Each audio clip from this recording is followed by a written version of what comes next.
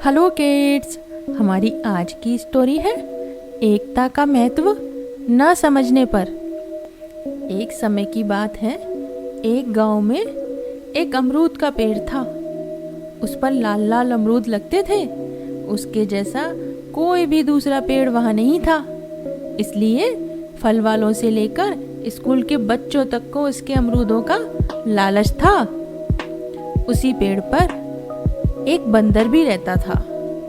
वह बंदर भी अपनी तरह का इकलौता ही था, इसलिए चिड़ियाघर वालों की नजर उसे पकड़ने में रहती थी। वहीं एक सुनहरा मुर्गा भी उस पेड़ पर रहता था। वह भी अपनी तरह का एक ही था, इसलिए बहुत से कसाईयों की नजर उस पर थी। पर उन तीनों ने मिलकर एक योजना बना रखी थी कि कोई भी उनका कुछ नहीं बिगाड़ पाता। जब कोई कसाई मुर्गे को पकड़ने के लिए आता तो पेड़ उसे लुभाने के लिए 2-3 पके अमरूद नीचे टपका देता। उन अमरूदों की खुशबू ही ऐसी थी कि कसाई पहले अमरूद चखने में लग जाता। इसी बीच बंदर 2-3 कच्चे अमरूद तोड़कर इस तरह उसके सिर पर निशाना बनाता कि कसाई अपना होश खो बैठता। आखिर जब वह ऊपर की तरफ देखता तो बंदर मुर्गे को पीठ पर बिठाए मुंह बिचकाता नजर आता। कसाई हारकर वहां से चलने लगा तो उसे पता चला कि उसका थैला भी गायब है। थैला सामान सहित पेड़ की सबसे ऊंची टहनी पर लटक रहा होता। साथ ही पेड़ साए साए की आवाज करता उसकी हालत का मजा ले रहा होता। जब चिड़ियाघर के लोग बंदर को घेरने के लिए आते तब पेड़ उसे अपनी पत्तियों और शाखाओं में छिपा लेता। किसी की उस पर नजर नहीं पड़ती। नीचे मुर्गा जोर जोर से पंख फड़फड़ाकर इतनी धूल उड़ा देता कि उनके लिए वहां खड़ा होना मुश्किल कर देता। उन्हें सांस लेना भी दूभर हो जाता। आखिर वे वहां से हटने लगते तो पेड़ अपने सबसे पिलपिले अमरूद नीचे टपकाकर उन्हें फिसला देता। वो किसी तरह गिरते पड़ते वहां से लौटते तो उन्हें पता चलता कि उनका बंदर पकड़ने का जाल मुर्गे की चोंच में है और मुर्गा पेड़ की सबसे ऊंची टहनी पर बैठा हुआ है। थोड़ी दूर जाने पर उन्हें मुर्गे की बांग सुनाई दे तो ऐसा लगता जैसे कि मुर्गा उनका मजाक बना रहा है और उनके ऊपर हंस रहा है। उसी तरह जब फल वाले या स्कूल के बच्चे पेड़ से अमरूद तोड़ने के लिए आते तब पहले उनका सामना बंदर से होता। बंदर इस तरह उनके इर्द गिर्द चक्कर काटता और उन्हें डराता कि उनका पेड़ के नजदीक जाने का हौसला ही खत्म हो जाता। अगर उन लोगों के पास अपना कोई खाने पीने का सामान भी होता तो उसे भी वह चट कर जाता। मौका मिलने पर वह किसी के बाल नोच देता, किसी के कान उमेड़ देता। इतने पर भी वे लोग पेड़ के नजदीक पहुंच जाते तो वहां उन्हें मुर्गा बेजान सा तड़पता नजर आता, मानो मुर्गे की चोंच एक अमरूद में होती, जैसे कि अमरूद खाकर ही उसकी यह हालत हुई हो। लोग बीमारी के डर से अमरूद तोड़ने का इरादा छोड़कर वहां से लौट पड़ते। लौटते हुए यह और पता चलता कि अमरूद के लिए जो टोकरी साथ में लेकर आए थे वह बंदर के सिर पर है और बंदर एक मस्करे की तरह आवाजें पैदा करता। पेड़ की सबसे ऊंची डाल पर बैठा टांगे हिला रहा होता। इस तरह वो मजे से दिन काट रहे थे कि एक दिन घनघोर घटाएं छाई। पहले बहुत तेज बारिश हुई, फिर बहुत ओले भी गिरे। जब उन तीनों ने साथ मिलकर अपना अपना बचाव करने की योजना बनाई थी तब इस दिन की बात तो सोची ही नहीं थी। पेड़ अपनी जगह परेशान था। ओलों से उसके सारे अमरूद नीचे गिर गए। बंदर भी अपनी जगह भीग रहा था, उसका भी बुरा हाल हो रहा था।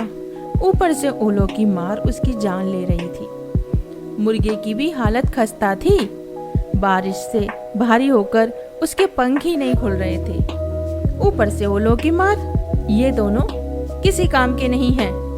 पेड़ ने झल्लाकर कहा, मैंने आज तक हर मुसीबत में इनकी जान बचाई है, पर आज मुझ पर इतनी बड़ी मुसीबत आई है तो इन्हें अपनी अपनी पड़ी है, मेरा हाल तक नहीं पूछा। मदद करना तो बहुत दूर की बात है, मैंने भी क्या दोस्त चुने हैं। बंदर ने सर्दी से कांपते हुए बोला। एक पेड़ है जो जमीन में गड़ा होने की वजह से सुरक्षित है, और एक पक्षी है जो उड़ सकता है। आज तक मुझसे अपनी रखवाली कराते आए हैं, पर आज मुझ पर इतनी सख्त मुसीबत आई है तो दोनों ताक रहे हैं और कुछ कर भी नहीं रहे हैं। बंदर और पेड़ का तो हमेशा का साथ है। मुर्गे ने मन में ही बड़बड़ाना शुरू किया। मैं क्यों बेवकूफ इन दोनों के बीच फंसा हूँ।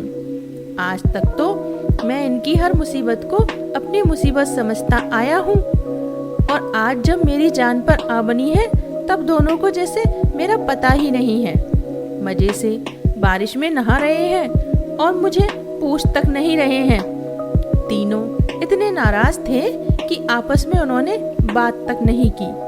पेड़ चुपचाप अपने अमरूदों को नीचे टूटते हुए देख रहा था। बंदर चुपचाप ठिठुर रहा था। मुर्गा चुपचाप कुड़ता रहा।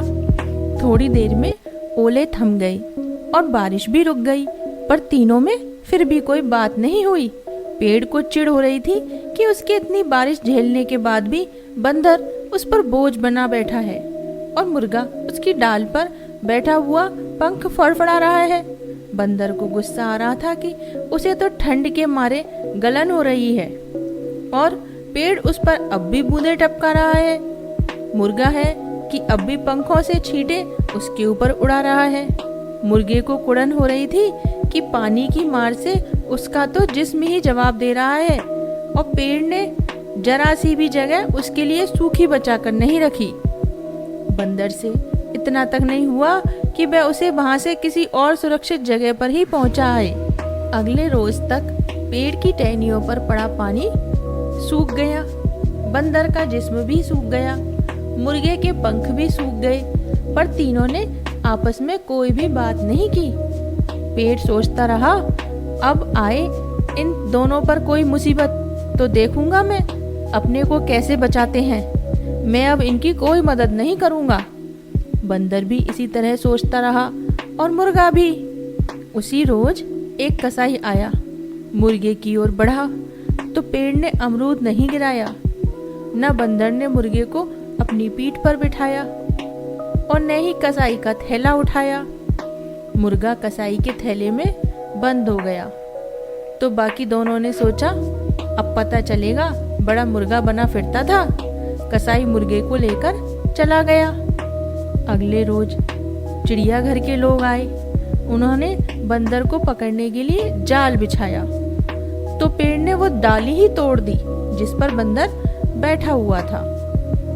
थोड़ी ही देर में बंदर जाल में था, और चिड़ियाघर वाले लोग उसे घसीटते हुए लिए जा रहे थे। बंदर ने जब छूटने के लिए हाथ पैर मारे तो उन्होंने उसे खूब पीटा। पेड़ ने उसकी हालत देखी तो मुस्कुरा दिया। मन में उसने सोचा, अब रात दिन पिंजरे में बंद रहेगा तो इसे होश आएगा। बड़ा बंदर बना फिरता था। उससे अगले दिन बहुत से लोगों ने पेड़ को घेर लिया। पेड़ ने सहम कर देखा कि उनके पत्थर और डंडों का उसके पास कोई जवाब नहीं था। तड़ तड़ तड़ थोड़ी ही देर में उसके सारे अमरूद झड़ गए। फिर किसी ने कहा कि पुराना पेड़ है, इसे काटकर इसकी लकड़ी जलाने के काम में लेनी चाहिए। बस फिर क्या था, एक आदमी के पास कुल्हाड़ी थी। उसने देखते ही देखते कुल्हाड़ी पेड़ के तने पर चला दी। थोड़ी देर में अमरूद टोकरियों में भरकर जा रहे थे, और पेड़ की लकड़ियां लोगों के कंधे पर। एक चिड़िया वहीं रहती थी।